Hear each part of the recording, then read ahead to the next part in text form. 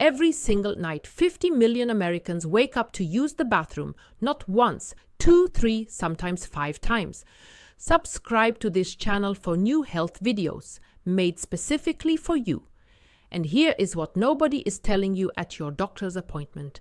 In 80% of those cases, your bladder is completely healthy. It is not the problem.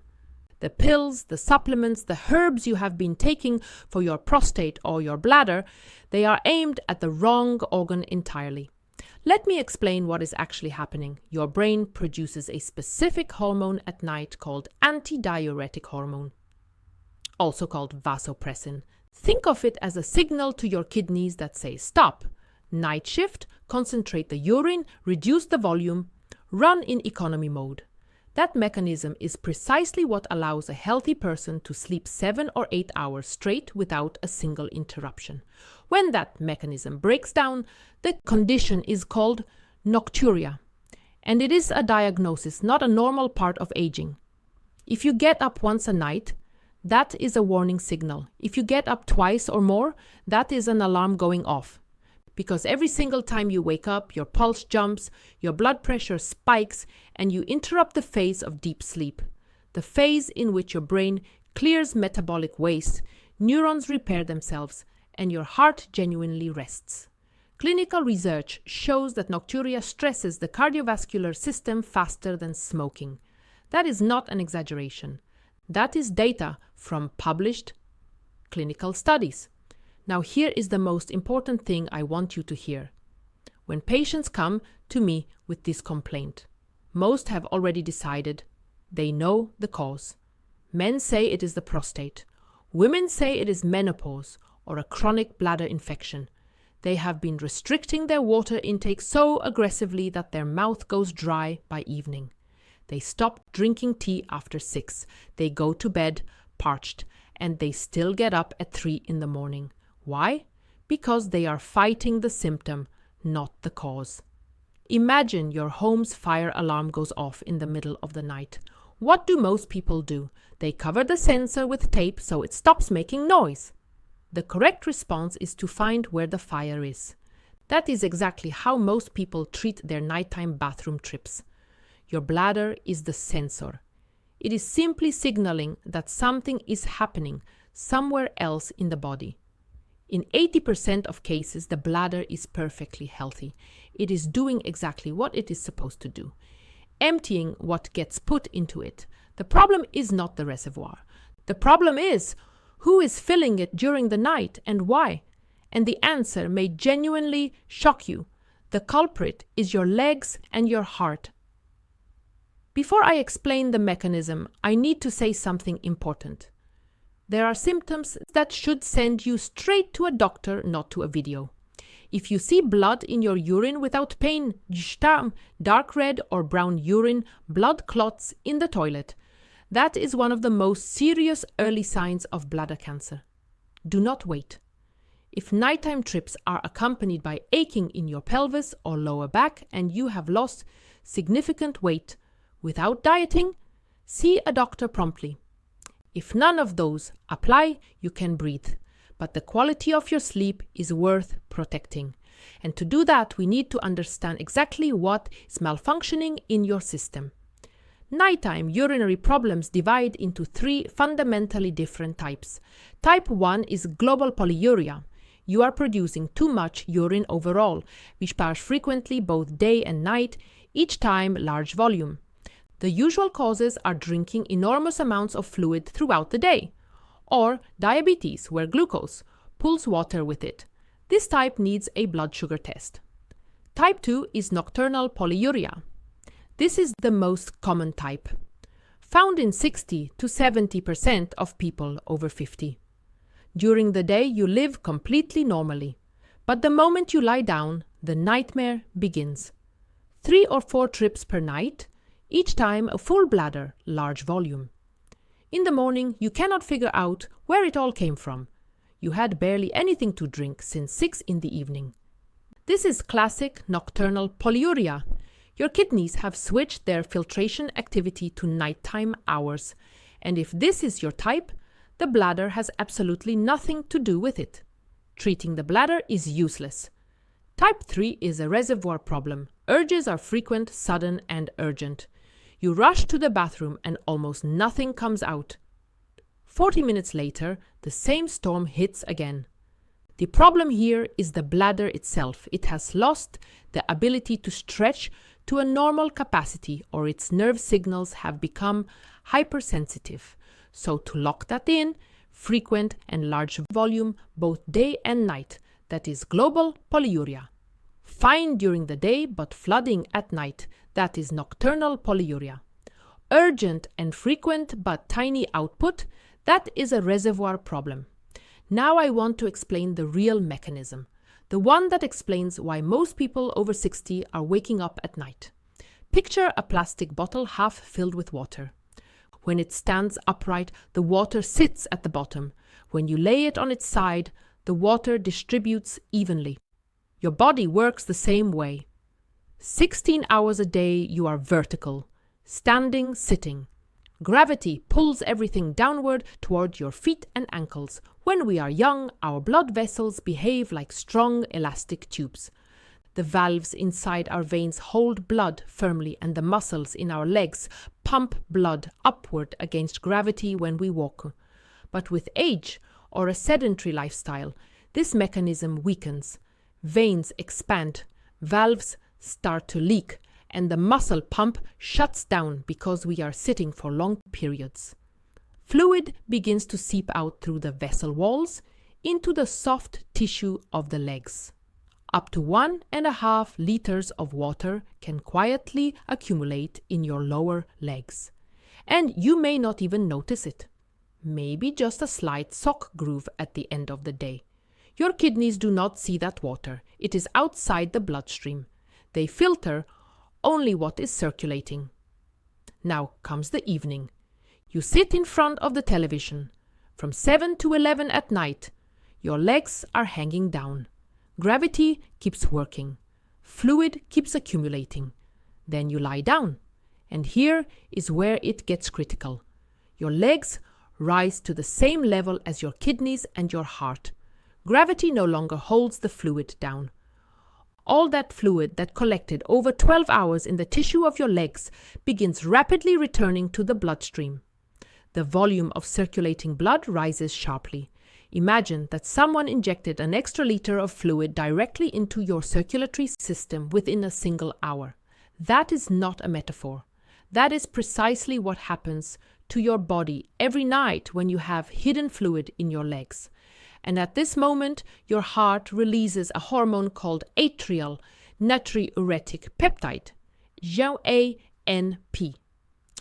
When the returning fluid reaches the heart, the right atrium begins to fill and stretch beyond its normal volume. The heart recognizes that the system is overloaded, so it releases ANP, a chemical signal to the kidneys that says dump the excess fluid immediately or I will fail. Your kidneys shift into emergency mode. They filter the blood at an accelerated rate, expelling water and sodium. The result is predictable. Within an hour of lying down, your bladder is full. You get up, come back. But the fluid from your legs has not finished mobilizing.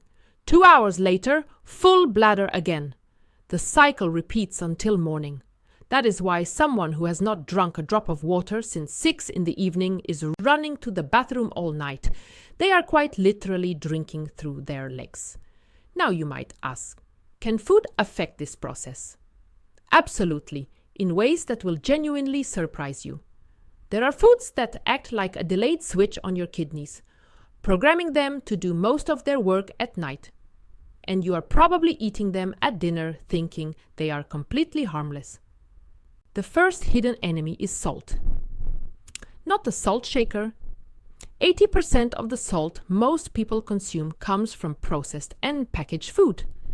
Cheese, cured meats, sausages, mayonnaise, canned goods, bread. 100 grams of ordinary hard cheese contains as much sodium as an entire bag of crisps. You do not taste that saltiness because it is masked by fat and flavor, but it is there. Here is how it works against you overnight. You eat a cheese sandwich at 7 in the evening. The sodium enters your blood. Your body immediately begins holding onto every molecule of water it can to dilute it. In the evening, you are not running to the bathroom. The salt is keeping water locked inside your blood vessels and tissues, but overnight, your kidneys detect this accumulated sodium and begin actively excreting it. And sodium acts like a magnet. It pulls water behind it. To flush out 1 gram of excess sodium, the kidneys must run a significant volume of fluid through themselves. The result? You wake up in the middle of the night not because you drank too much. You are eliminating last night's cheese. The second hidden enemy is evening sugar. Simple carbohydrates in the evening cause a rapid spike in blood glucose. Your pancreas fires off a burst of insulin. Insulin signals your kidneys to retain sodium and water. But 2 to 3 hours later, right around the time you have fallen asleep, blood sugar drops sharply. And your kidneys switch to active fluid excretion. Beyond this, if you have any degree of insulin resistance, which affects a substantial portion of people over 40 and usually produces no obvious symptoms, elevated blood sugar acts as an osmotic diuretic. Sugar itself pulls water out of your cells and into the urine. You get the biological equivalent of a water pill simply by eating a piece of fruit or a slice of watermelon before bed. The third hidden enemy is alcohol. Many people tell me a small glass of something before bed helps them sleep harder. This is one of the most widespread forms of self-deception I encounter. Alcohol does help you fall asleep faster, but it is simultaneously one of the most powerful blockers of antidiuretic hormone, the vasopressin we discussed at the start. Under its influence, the brain simply does not send the slowed down signal to the kidneys. They run at full filtration speed with no restriction applied. The sedative effect may allow you to sleep through the first urge, but the bladder keeps filling until the second urge becomes painful and impossible to ignore, and your sleep quality throughout the night is profoundly poor. The outcome is worse than if you had not had a drink at all. Now let us talk about what actually helps. First, raw pumpkin seeds. Not roasted, not salted. Raw, green pumpkin seeds. About 30 grams daily.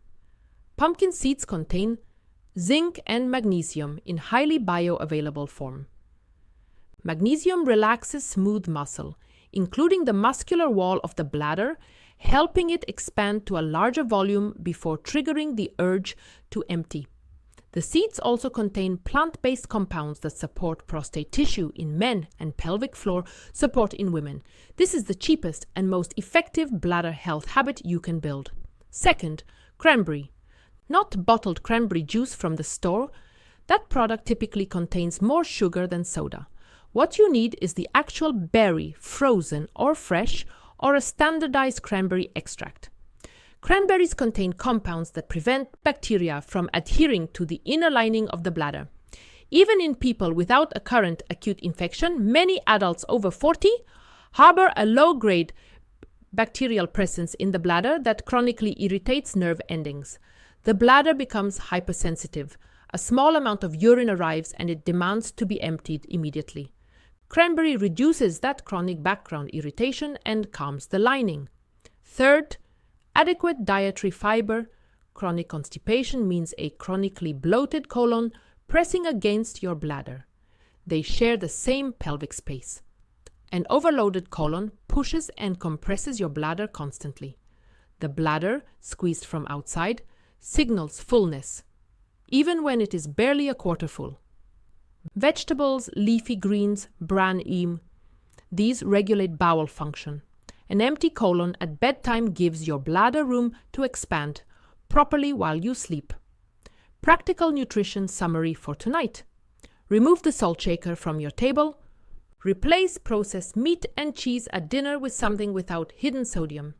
Eliminate evening sugar. No fruit, baked goods, or sweetened drinks after 6 in the evening. Put down the nightcap.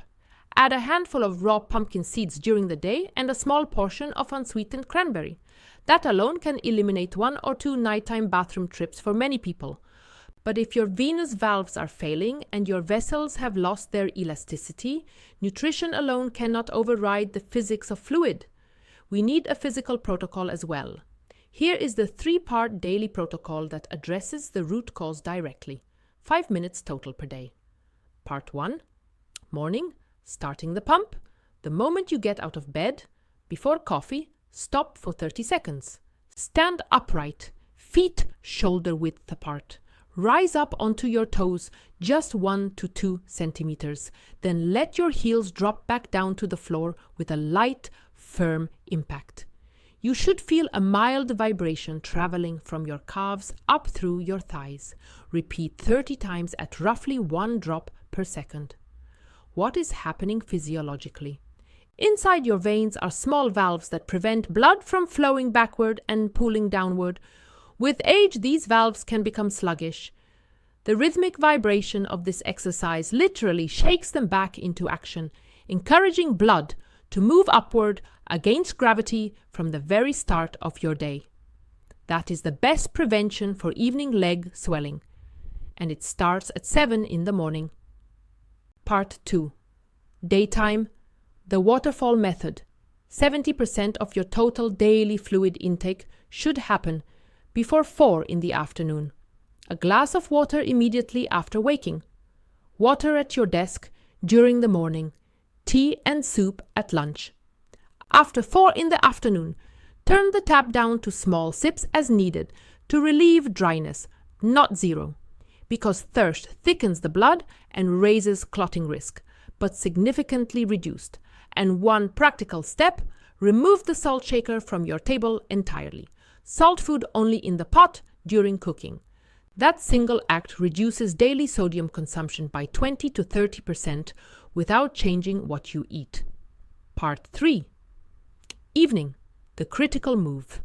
Approximately 1 to 1.5 hours before bed, while you are watching television or reading, do what I call the lazy elevation.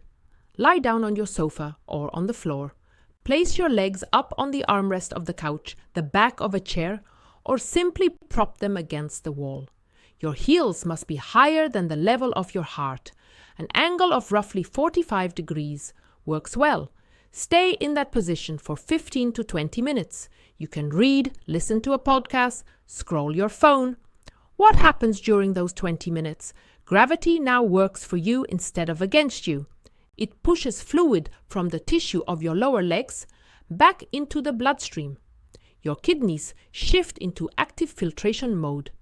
Your bladder begins to fill, but you are awake and in control of your evening. 30 to 40 minutes after you finish the exercise, you will feel the need to urinate. You will go and release 300 to 400 milliliters, the exact volume that would otherwise have woken you at 3 in the morning. You are wringing out your legs deliberately before you sleep. You are giving your kidneys their workload in the evening while you are awake, so that at night they can rest. If you have pronounced visible swelling in your legs, add graduated compression stockings.